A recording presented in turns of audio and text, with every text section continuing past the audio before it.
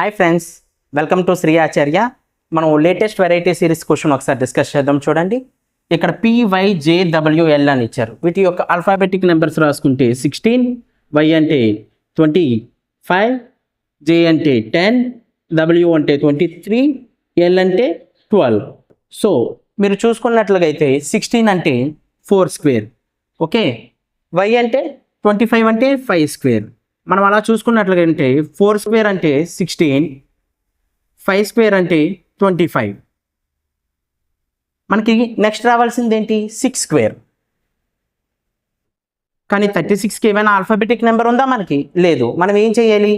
Alphabetic numbers మొత్తం ఎన్ని? 26. 36లో నుంచి 26 మైనస్ చేస్తాం. ఏం చేస్తాం? 26 మైనస్ చేస్తాం. అప్పుడు వచ్చిన నెంబర్ ఎంత? 10. 10 ఆల్ఫాబెటిక్ నెంబర్ సరిపోయింది కదా. నెక్స్ట్ స్క్వేర్ ఏంటి? 7 స్క్వేర్. 7 స్క్వేర్ అంటే 49. నెక్స్ట్ ఏంటి? ఆల్ఫాబెటిక్ నెంబర్స్ ఉన్నవి 26. 49లో నుంచి 26 తీస్తే 23, ఓకే. నెక్స్ట్ స్క్వేర్ 8 స్క్వేర్ అంటే 64. 64 అంటే 26కి డబల్ చేయండి. 26 డబల్ ఏమవుతుంది? 52.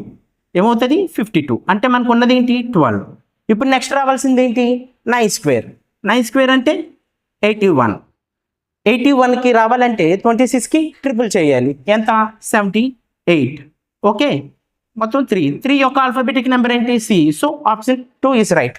ఇలాగే నెక్స్ట్ సమ్ చేసి చూడండి. Thank you.